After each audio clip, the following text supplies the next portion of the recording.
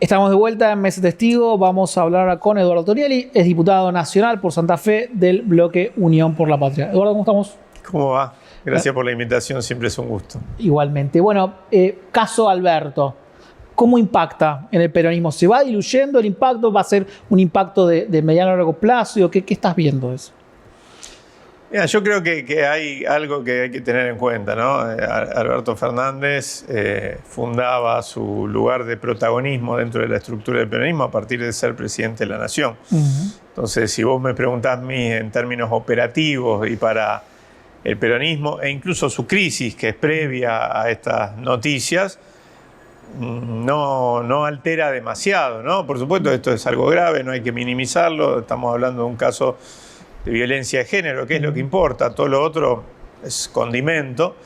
Pero digo, dicho eso, me parece que en lo que refiere al peronismo y a su funcionamiento habitual, es un condimento más dentro de una situación crítica, pero la crisis deviene de otra cosa, de un fin de ciclo, para ser claro, ¿no? Hay un fin de ciclo que es básicamente aquel ciclo que se abrió con la crisis del 2001 y la respuesta del peronismo, del movimiento nacional y de algunos sectores afines a esa crisis del 2001, que abrió un periodo de 20 años de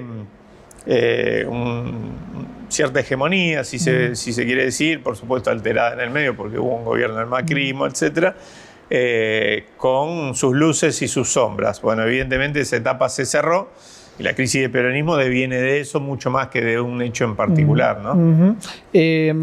¿Esto acelera la renovación dirigencial o inclusive programática? Que entiendo que va más a lo que decía por recién, ¿no? Que tiene una rediscusión más profunda del peronismo de cómo salir de esta crisis, ¿no? Está claro. Primera reflexión. El peronismo tiene que bancarse el desierto de la representación, ¿no?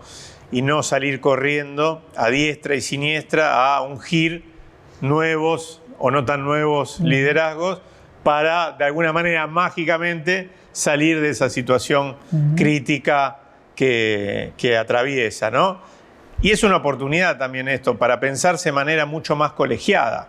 Si el peronismo es capaz de, en su esfera de conducción, en un sentido amplio, no hablo de una persona o de una síntesis que después deberá buscarse, pero si el peronismo logra, en el plano de la conducción, parecerse mucho más a lo que quiere expresar como fuerza política, es decir, a los trabajadores, a los que producen, a los que construyen comunidad, a los jóvenes, a las mujeres, a quienes cotidianamente pelean para ponerle un freno a este régimen de hambre y disolución nacional que propone Milei.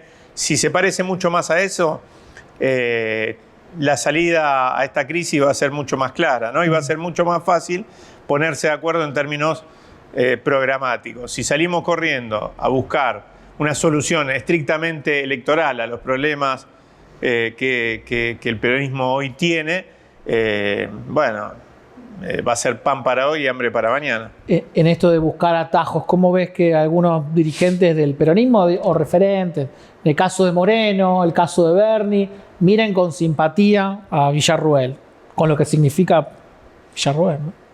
Bueno, a eso me refería, a sacarse encima esa compulsión de salir rápidamente a buscar protagonismos, liderazgos, figuras que resuelvan los problemas estructurales del peronismo, ¿no? Alguna vez un dirigente sindical de no muy reputada trayectoria dijo: hay que dejar de robar por 2 años. Yo diría: hay que dejar de decir boludeces por 2 años, ¿no?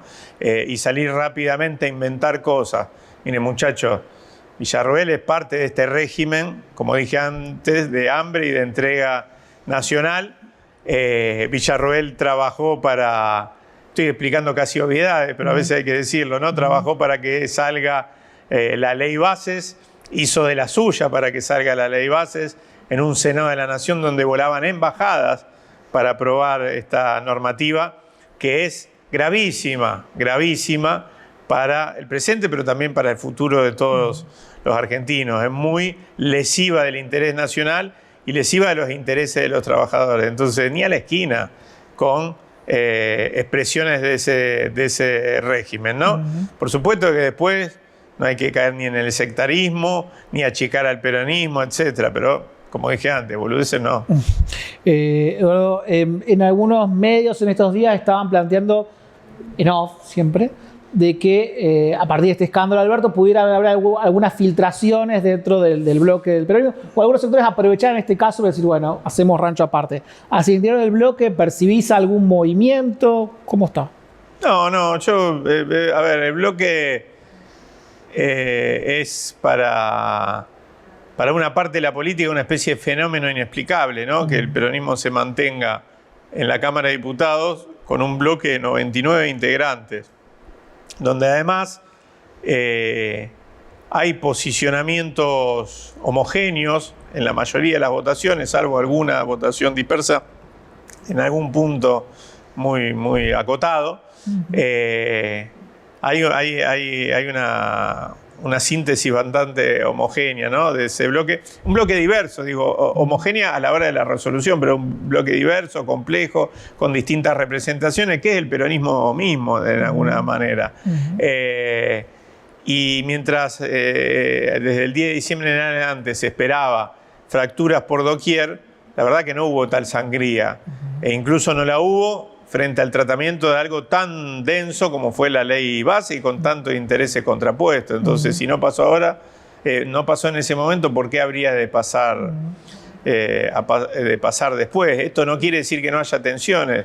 ¿Cómo se soluciona? Bueno, nosotros tenemos reuniones de bloques larguísimas, larguísimas, donde charlamos absolutamente todo y donde a veces, ¿por qué no?, también se levanta la voz, pero donde hay capacidad de síntesis, porque sabemos sobre todo lo que está enfrente. Y yo tengo para mí que la unidad del bloque de peronismo se sostuvo en el tiempo, básicamente también porque hubo un acompañamiento muy grande en todas estas discusiones de las representaciones sociales organizadas que se expresan en el peronismo, ¿no? El movimiento obrero organizado, los movimientos sociales, sectores del empresariado nacional, que nos siguen muy de cerca, nos acompañan, nos exigen, y en esa exigencia también está cierta disciplina que no se logra por un liderazgo de un dirigente o una dirigente del peronismo que conduja el conjunto, que hoy no existe. Hay liderazgo muy fuerte, muy importante, pero no hay una sola figura que conduzca el conjunto. Entonces, esa unidad quizás se logra mucho más vía exigencia de las bases y de determinadas expresiones organizadas que tienen mucha influencia en el peronismo, mucho más que de una figura que por arriba le ordene, ¿no? La semana pasada se aprobó el aumento del presupuesto universitario. Antes se había votado el cambio de la fórmula jubilatoria. Digo, una serie de señales de unificación, por lo menos tácticamente, o en algunos temas, de algunos bloques opositores. Para esta semana quedaron temas incómodos para el gobierno, el DNU de inteligencia, el tema de empezar a tratar la comisión, el tema de la visita de los diputados de la Libertad Avanza a los represores en Ezeiza. Digo, ¿hay un cambio de escenario en la Cámara de Diputados o en el Congreso en general? Bueno, nosotros lo preveíamos cuando se terminó la discusión sobre la ley bases. Algunos sectores de la política, de esto que se suele autodenominar como la oposición dialoguista, entendían o creían, a partir de una evaluación que hacen, para mí errónea, pero bueno, allá ellos, de que como su electorado de alguna manera acompañó en noviembre, en lo que es una foto, ¿no? Hay que ver la película, pero acompañó en noviembre a Javier Milei y de alguna manera todavía tiene alguna expectativa en su gestión, tenían que hacer algún gesto básicamente para no malquistarse con su propio electorado, en una extraña dinámica de dirigentes que no dirigen nada, sino que son dirigidos por un nicho de lo que ellos creen es su electorado, y a veces termina siendo en realidad o un grupo de WhatsApp o 5, 6, 10 comentarios en Twitter, ¿no? Pero bueno, así funciona hoy parte de la política argentina, y en ese marco creían que había que hacerle un gesto y acompañarlo con algunas reticencias, pero acompañar la ley base. Sí entendimos que muchos de estos sectores a partir de ahí iban a empezar a explorar alguna posibilidad de construir en algunos temas otra mayoría que no fuera necesariamente la que quiere imponer el Ejecutivo, ¿no? Y que discuta alguna de las políticas de ajuste de Milei. Yo inscribo ahí la fórmula jubilatoria, inscribo ahí el tema del presupuesto universitario. Se viene dando una discusión muy fuerte en el Congreso también en torno a los subsidios del transporte del interior, un tema muy sentido para aquí, para Rosario y para Santa Fe. Le agregaría la cuestión de la emergencia alimentaria, que cada tanto entra por alguna gaf, ¿no es cierto?, del Ministerio de Petovelo en escena, en la discusión pública, y después se retira nuevamente, pero la emergencia está, y está todos los días en nuestros barrios, sobre todo los más humildes. Y algunos de estos temas que tienen detrás algún reclamo muy sentido de la sociedad, movilización social alrededor de estos temas y situaciones graves que hay que resolver. Frente a eso, nosotros esperamos que la dinámica del Congreso de aquí en adelante sea esta, ¿no? La de que recoja el guante de los problemas que hoy tiene nuestro pueblo. El tema de la visita de los diputados de La Libertad Avanza a Ezeiza, más allá del debate de esta comisión, digo, personalmente, ¿qué salida te parece que tendría que tener esta situación? La visita de los diputados a Ezeiza, primero hay que aclarar, lo dije cuando me tocó hablar en el recinto en una cuestión de privilegio. Nosotros no cuestionamos que alguien reciba visitas. Nuestra normativa vigente establece que, y además es un criterio humanitario básico, ¿no?, que nosotros defendemos, cualquier persona, no importa el delito por el que haya sido condenado, tiene derecho a ser visitado. Acá lo que estamos discutiendo es algo que es obvio, que esto es una visita de carácter político de 6 diputados, pero que en realidad hubieron otras visitas, tanto a Ezeiza como a Campo de Mayo. También esas visitas con autos oficiales de la Cámara, los diputados Benedict y Montenegro, que son los ideólogos de todo esto, han ido a Campo de Mayo con autos oficiales de la Cámara. Y en ese marco se entrevistaron con represores, con autores de delitos de lesa humanidad que han sido condenados, algunos de ellos varias veces, a cadena perpetua por esos crímenes.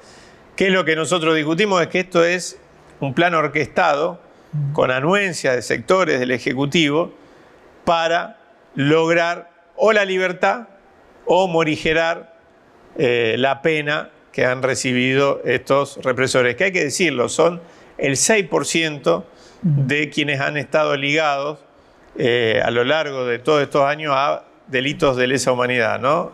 6%.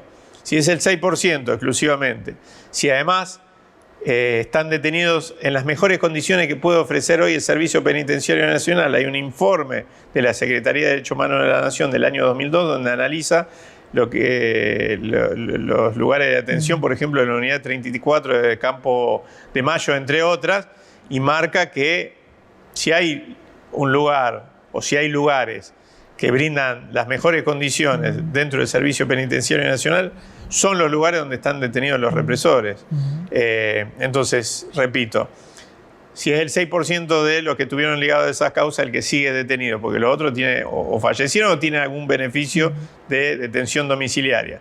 Si además la cuestión humanitaria está descartada porque están con todas las atenciones que el caso merece, con asistencia médica, psicológica, campos de deporte, y un montón de cosas que no tienen otros detenidos.